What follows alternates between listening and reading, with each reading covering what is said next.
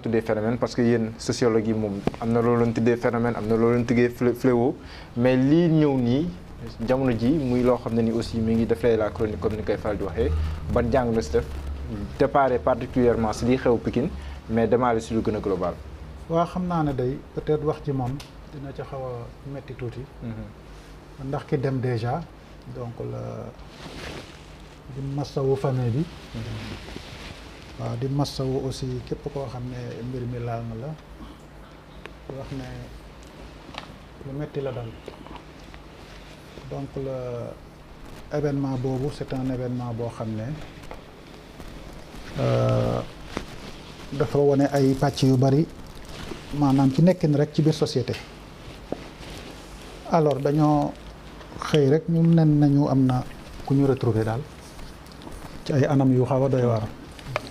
muy Aziz déjà buñ ko boo xoolee jamono yii rek dafa meloon ne dafa nekk ci pente boo xam ne day yéeg. ku tàmm di xool réseau yi daal. ak seen milieu boobu daa mel ne clip yu bari yi ci mujj moom moo ko fecc ak troubam meloon ne daal ku nekk ci moment boo xam ne mi ngi ci décollage. mi ngi vraiment toll ci digg ascension daal. alors moo tax bi événement bi ñëwee aussi surtout muy koo xam ne ku ñëpp xamoon la. caa bi xale boo xam ne suñu kanam peut-être la màggee ñu koy fréquenter toujours di ko gis su ma ne fréquenter c'est parce que léegi avec la télé moom on fréquente tout le monde. donc la mu nekkoon aussi ku ñu ràññee ku ñu siiw. vraiment moo tax muy événement boo xam ne événement bu metti la. léegi nag en sociologie on n'a pas l'habitude di wax ci ay phénomènes yoo xam ne amagul issue. loolu peut-être que un bon chroniqueur mën na koy def. mais en général les sociologues ils donnent un contenu social sur un phénomène mais pas di conjecturer sur des phénomènes loolu peut-être ñeneen ñoo koy def quoi des chroniqueurs de grands journalistes et cetera ñoom di joxe affaire bi au fur et à mesure muy évoluer ñu ciy joxe ay détails ak yooyu donc mais liñ ci mën a jàng daal mooy en matière de crime moom jàppal ne du génn ci ñett yi bu njëkk bi li ñuy wax un crime crapuleux. un crime crapuleux jàppal ne boo koy tekki ci wolof mooy xuloo yàmbaa rek li gën a simple ay crapules yu daje soit ci seen milieu soit ñuy xëccoo dara soit am lu leen jote léegi mu am nu mu demee ñu rey ci kenn c'est un crime crapuleux li ñuy wax parfois un crime gratuit kenn préparé wul dara kenn nasul dara dañu ñëw seen milieu am nu mu demee ñu xuloo ñu rey ci kenn c'est pas prémédité c'est pas préparé et cetera beneen genre crime bi mooy li ñuy wax un crime passionnel. donc les crimes passionnels moom jalousie ci la bokk amour ci la bokk haine ci la bokk rancœur ci la bokk échec du mariage ci la bokk échec social ci la bokk loolu lépp tout ce qui a trait à la passion te jamono yi ñu toll mooy li ci ëpp sax. parce que nit ñi léegi passion la ñuy demee dematuñu raison. donc bu ñuy wax crime passionnel moo englobé tout ça tout ce qui est lié à l'émotion à la sensibilité à la perception à des rapports sociaux entre individus et cetera loolu la ñuy wax crime passionnel. beneen bi mooy le crime du malade mental délirant koo xam ne wérul ngeen am problème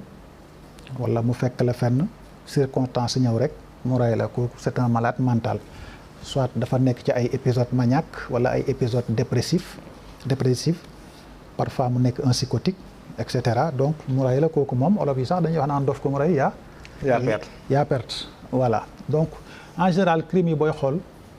génnul ci ñett ñooñu mën na am yeneen mais le crime du psychopathe loolu c'est lié à la psychopathologie du comportement. Un psychopathe c'est quelqu'un qui est malade et qui ne sait pas qu'il est malade. Tu as vu donc pour moom les gens ay nit yi nga xam ne dañuy entrer en contradiction ak moom. c'est de simples obstacles yoo xam ne da nga koy éliminer. pour avancer mën nañ la rey ba pare du ñu ressentir benn émotion. Un psychopathe ne ressent aucune émotion amul benn empathie ci nit cette partie-là de son cerveau moom daanaka c'est mort. Tu as vu donc loolu c'est lié à la psychopathologie du comportement. D'accord. Il y a aussi des gens yoo xam ne c'est des névrosés ils sont de type névrotique mooy ñun ñi ñëpp ñu toog fii je pense nous résolvons nos problèmes sur le modèle névrotique c'est-à-dire mën nañu mer léeg-léeg sax ñu mer mu ëpp ñu def jéeya mais même bu ñu reyee nit bu ñu toogee danañ rëccu danañ regretter danañ rëccu loolu moo ñu caractériser presque ñun ñëpp à 90%. nit ki mën na mer parfois mais meram du ko may mu dem bay rey nit c'est ça qui est normal nit ki aussi mën na mer mais par excès de colère mu dem ba rey nit mais même su ko reyee aussi bu loolu weesoo rek il commence à regretter xam na ne li mu def du yoon mu commencé di regretter kooku il règle ses problèmes sur le modèle névrotique donc c'est différent d'un psychopathe un psychopathe moom problème yooyu yëpp du ko am donc moo tax crime bii ñu gis nii il faut ñu def ci attention aussi parce que waaw am na yu bari yoo xam ne wax nañ ko ci donc je pense que ce n'est pas la peine ñu ngi ci dellusiwaat mais li ñu mën a jàpp mooy su fekkee ne question de mœurs la les ménages à trois ne réussissent jamais un ménage à trois ça ne réussit jamais su fekkee c'était des relations d'amour qui existaient entre les conjoints loolu ça peut expliquer l'impossibilité mu am un ménage à trois su fekkee ne ñaar ñi ñu wax maanaam mooy ku jigéen ki ak ku góor ki bu njëkk ba ay relation fraternelle lañ amoon mu dem ba ci biir mu nekk ay relation d'amour l'amitié entre un homme et une femme ça n'existe pas c'est de l'amour vierge yaa ngi dégg ça peut se réécrire dans le temps donc dans les deux cas un ménage à trois ne réussit jamais il faut que un des partenaires qui se sent frustré fexe ba éliminer keneen ki mën na nekk aussi des cas purement contextuels nga war a dem xuloog nit ci biir xuloo bi mu dégénéré mu am mort d'homme ça peut arriver mais l'attitude normale mooy bu demee noonu ki nga xam ne c'est le principal responsable xam ne moom am na ci responsabilité war na mën a dem dénoncer boppam wala mu signaler ko waaw c'est ça une attitude normale mais doo fa nekk di def ay subterfuge pour te soustraire à la justice loolu bu ko nit di defee rek xoolaatal trait de personnalité am en général c'est des tueurs froids calculateurs ay mercenaires xam ne mën nañ la rey léegi ñëw toog jàpp seen jàmbur genre boobu aussi am nañ gis nañ ko ci Fatou Matar Ndiaye. waaw gis nañ ko ci voilà gis nañ ko ki nekkoon Tambacounda. waaw xale bi ba di defar chaise yi waaw. waaw ba pare après waaw moo doon defar chaise yi defar chaise yi ñëw. day am ñooñu c'est le type de tueurs yoo xam ne c'est des tueurs froids et calculateurs yaa ngi dégg en réalité bu ñu ko defee ba pare. mooy faat la ba pare jaale la. voilà mooy faat la ba pare jaale la donc yooyu c'est des cas de figure yoo xam ne mën na exister léegi maintenant au niveau global. de la société il faut se méfier de trois choses. te ñun dañ ci war a bàyyi xel. il faut se méfier d'un pays où la pauvreté est extrême loolu problème la il faut se méfier d'un pays où la précarité est extrême. Deuxième cas de figure il faut se méfier d'un pays où l'analphabétisme est extrême ñett yooyu société bu ñu ëpp dem ba nekk ci kaw. nit ñi ñu ngi dans l'obscurantisme ñu ngi dans le hasard te loolu baaxul te boo xoolee conditions yi ñuy dundee ñun Sénégal actuellement nii surtout ci milieu boobu y a beaucoup de précarité en réalité apparence bi moo ëpp réalité bi. milieu boo xam ne danse la musique maanaam show. milieu boo xam ne show la showbiz da nga gis koo xam ne jigéen la 1 million lañ ko may ñu war ko takk may ko 1 million mu dem àbb 9 millions. teg ko ci ne xool leen li sama jëkkër may. sama jëkkër may na ba 10 millions bu rajo yeeg télé yeeg journaux yi photographie ba pare mu jël 9 millions yi delloo. tey 1 million. apparence la di ci gis koo xam ne day dem louer oto 25000 pour 2 heures de temps te caabi ne sama jëkkër may na ma oto caabi jaa ngi nii gars yi filmé ba pare bu ñu demee mu jël oto ba delloo apparence kese la ce n'est pas la réalité te précarité boobu nag bi ñuy nekk loolu parfois dafay justifier ay excès yu bari maanaam li Cheikh Bara doon wax léegi réew bi ñu toll léegi Sénégal réew gis leen ma réew am naa lii réew bëgg alal léegi te doo ko liggéey lu mooy caractériser Sénégal c'est parce que aussi au fond suñu état yi travaillé wuñu dans la construction d'un capital humain lourd et efficace parce que gis nga nit dañ koy tabax nit dañ koy tabax. boo yoree sa doom ci kër da nga koy yar li ñuy wax yar bokkut ak li ñuy wax éducation. xar la ñuy yar ci kër di ko jox muy lekk dina ne mais éducation beneen affaire la éducation da ngay inculper xale bi ay valeur mu màggaaleeg moom. période boo xam ne lii nga koy jàngal période bi lii nga koy jàngal période bii lii nga koy jàngal mu dem ba benn instant di nga sentir ne kii. yow am na lu bari loo def ci moom. ba ëllëg même soo fa nekkul taxawaay bi nga doon taxawee ci kanamam toujours day mel ne yaa ngi ci kanamam. loolu mooy valeur éducation mais boo xoolee génération bi ñuy wax à partir de 2000 à partir de 2000 avec l'apparition des réseaux sociaux internet et cetera ci la machine yeeg tablette di remplacer les parents dans le mental de leurs enfants. boo xoolee léegi ordinateur bi tablette bi et cetera ñoom ñoo jël place papa yi ñoo jël place yaay yi te loolu je pense que baaxul. alors ni ko état mënoon a corriger mooy encadrer systématiquement l'éducation des enfants. parce que xale dafa toll foo xam ne amul fenn fu mu war a dem lu may kër ga école bi wala kër ga daara ji. kër ga école ba kër ga daara ji foofu rek la mën a dem même su amee loisir samedi la koy am